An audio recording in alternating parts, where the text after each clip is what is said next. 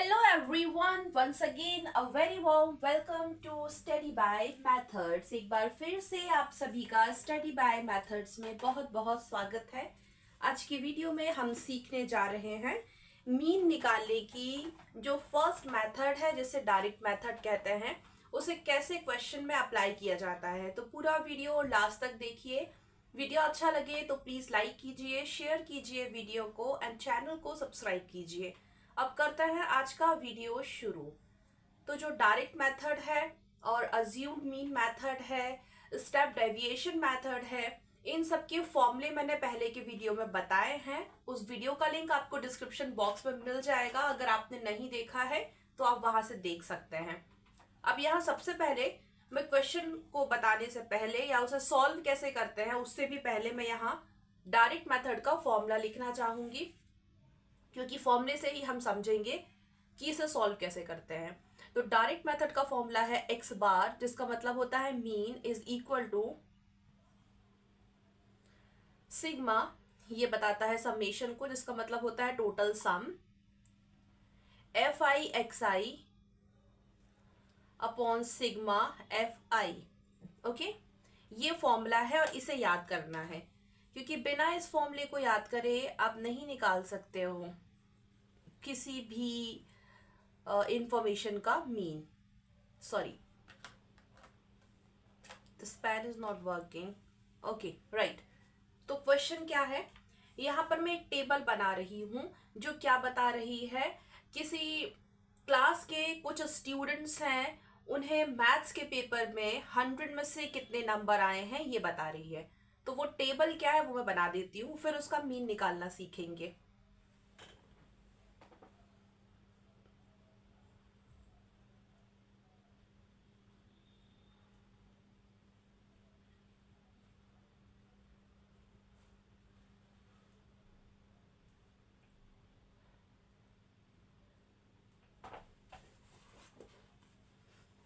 यहाँ पर हम लिखेंगे कि कितने नंबर मिले हैं, राइट।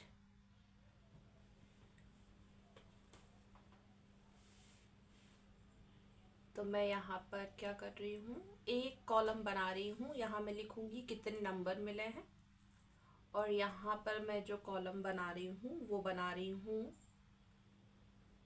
ये तो क्वेश्चन ही है, नंबर ऑफ स्टूडेंट्स। इसे मैं दिखाऊंगी एफ आई, एफ मतलब फ्रीक्वेंसी, राइट। और जितने भी नंबर मिले हैं ना, इन्हें मैं दिखाऊंगी एक्स आई से, और जो स्टूडेंट्स है उन्हें नंबर मिले हैं तो वो जो स्टूडेंट्स है उन्हें मैं एफ आई से दिखाऊंगी, राइट। तो ये जो है ना, ये क्वेश्चन में पहले से गिवन है, दिया गया है क्वेश्चन में ये टेबल। हमें क्या करना है वो सीखिए। यहाँ पर हम क्या करेंगे, मैंने क्यों लिखवाया सबसे पहले फॉर्मूला, ताकि आप फॉर्मूले की मदद से ही सीखे कि करना क्या होगा। तो यहाँ पर हम ध्यान से देख सकते हैं, क्या देख सकते हो, फॉर्मूले को पहले तो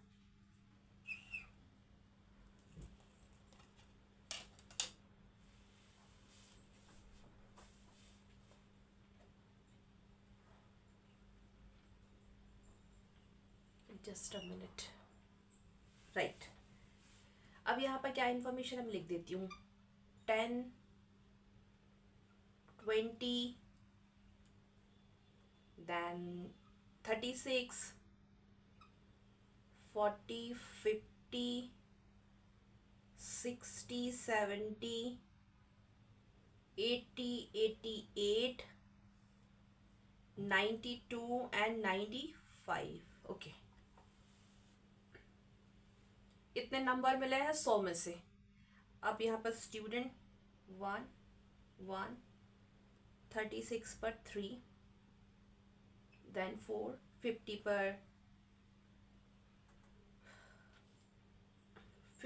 पर 3, एंड यहाँ ना 56 पर 2, 56 के बाद 60, 60 पर 4, 60 के बाद 70, 70 पर अगेन 4 एंड देन 72, 72 पर 1, देन 80, 88, 80 पर है 1, 88 पर 2, 92 पर 3 एंड 95 पर 1। तो ये गिवन है क्वेश्चन में, ये इंफॉर्मेशन हमें मिली हुई है और अब हमें क्या करना है, मीन निकालना है। तो कैसे निकालेंगे देखिए, ये तो क्या है, सारे के सारे नंबर्स है, 100 में से जो नंबर मिले हैं वो, इसे XI से दिखाया। ये वो स्टूडेंट्स है जिन्हें कितने कितने नंबर मिले हैं, इसे मैंने FI से दिखाया। और मुझे पहले से पता है कि मुझे क्या करना है, इस क्वेश्चन में मीन निकालना है। क्या करने जा रहे हैं हम, मीन निकालने जा रहे हैं।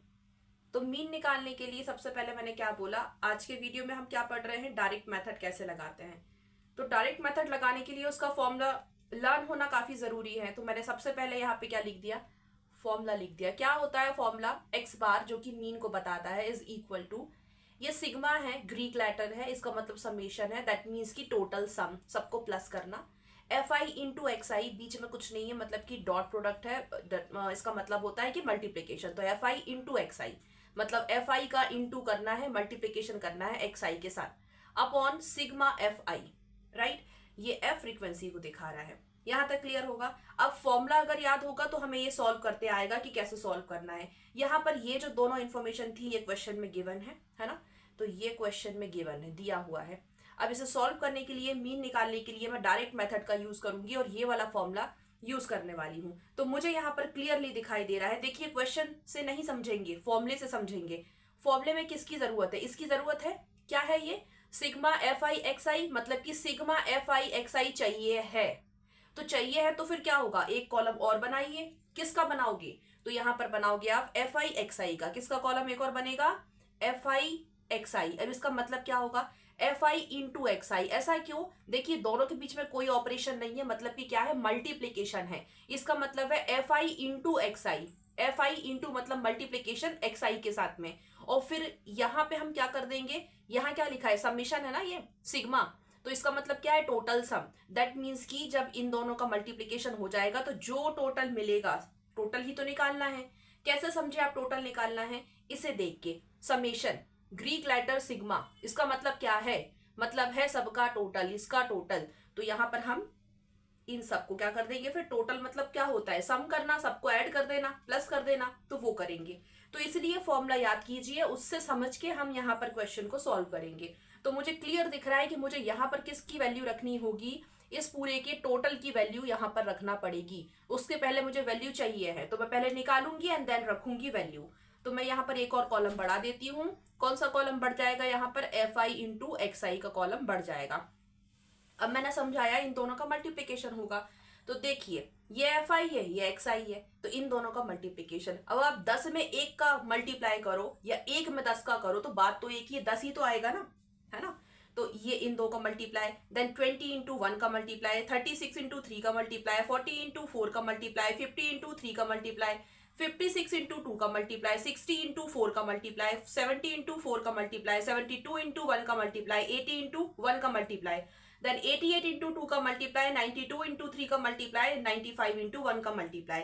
तो इन सब का मल्टीप्लाई करके यहाँ लिखते जाओ। तो मैं लिख देती हूँ, ये हो जाएगा 10, 20 इंटू 1 करेंगे तो 20, 36 इंटू 3 कीजिए तो कितना होगा 108, एंड 40 इंटू 4 कीजिए तो होगा 160, देन 50 इंटू 3 कीजिए तो होगा 150, देन 56 इंटू 2 कीजिए तो 112, देन 60 इंटू 4 कीजिए तो 240, देन 70 इंटू 4 कीजिए तो 280, देन 72 इंटू 1 कीजिए तो 72, देन 80 इंटू 1 कीजिए तो 80 ही मिलेगा।